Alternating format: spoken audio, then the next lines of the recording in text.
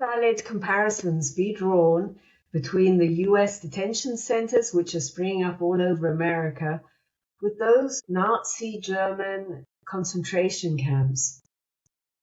Hello, my name is Caroline, and I'd like to welcome you to another episode of my podcast, One Opinion from Europe. Now, the subject of detention centers in America is something which has been disturbing me for a long time. My mother actually grew up in Nazi Germany, and she would talk about how she would go to school and children would be disappearing from her classrooms.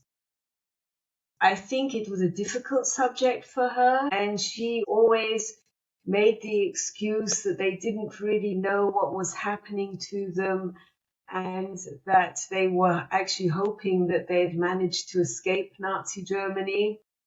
And there are certain parallels when you see people being taken by ICE out of American schools. You just have to think of that little boy, Liam, and all those terrible pictures of him when he was in detention, and everybody just hoping that he manages to make it out. Now, I would like to take a closer look at this situation today. When Donald Trump campaigned, he was always very clearly talking about mass deportations.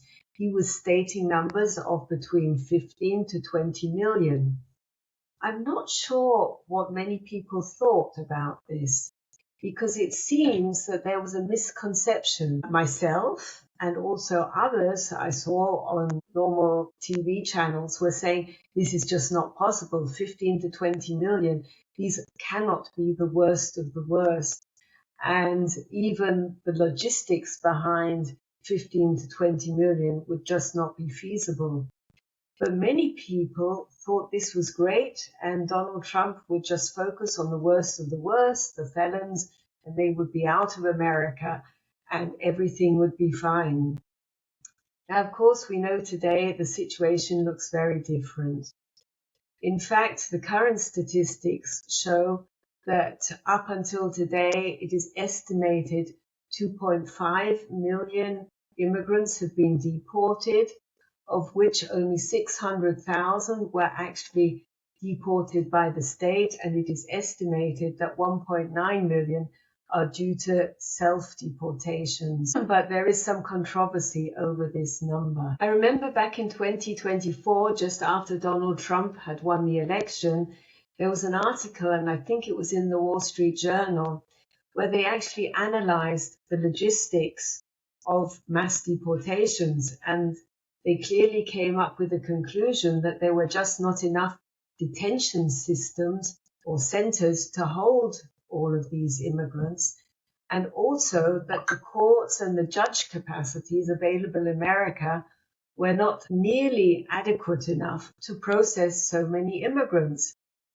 And initially I thought, well, that sounds reassuring. So obviously they will not be able to deport just so many people, and probably innocent people, as I also already feared they were going to do, just by the numbers that Donald Trump was quoting. So what has actually happened is that the Trump administration has tried to go around both of these issues. We know that many of the immigrants are not receiving due process, and that those who are in these large detention centers, the immigrants have to go through a video trial process, even if they do get one. Also, the other issue of logistics, one thing which has become apparent is that the administration is trying to buy up as many large warehouse locations as they can and turn those into detention centers.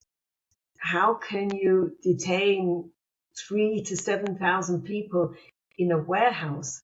You just don't have the sanitary conditions in there, and you probably don't have the sewage networks which can cope with such systems. Today we are hearing about terrible conditions that exist in these mega centers, such as the one in Georgia and the one in Pennsylvania. And it is very concerning as to the medical conditions that are available. I saw one lady who reported that she was in detention for a whole year, and she had some sort of epileptic episode, and it took a long time until she got medical treatment. Ultimately, she was taken to a hospital where she was actually chained in chains, not just handcuffs, but chained to a hospital bed. There have been many protests against proposed detention centers. Many of the local communities have been going to court or going on protest against these refitting of warehouses, and you can only hope that that will actually be successful. Now, if we take a look at Nazi Germany and the history of the concentration camps, back in the early 1930s, Hitler actually did open up, or he also retrofitted warehouses or industrial complexes to hold people. But this was basically to intimidate his political opponents. The people were an average of about 40 days in such a detention center, and they were treated brutally. But they were not killed, and they were not held any longer. It was more of a deterrent. This then evolved over the time, and it was about 1938 when the Kristallnacht happened. I think it was about 30,000 Jews who were then put into detention, and that was the start of the labor camps. Now, coming into World War II, Germany needed a lot of labor to build up the weapon industry, and that was the main purpose of these camps.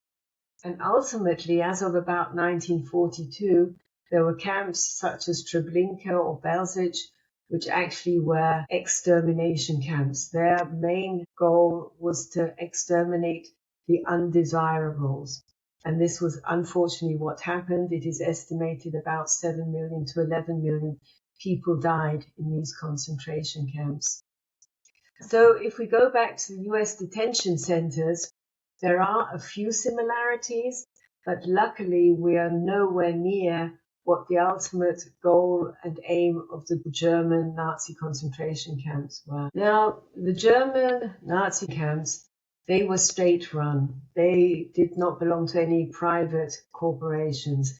In contrast to what we see today with the detention centers, they are, I think, 90% owned or actually run by private profit-oriented corporations.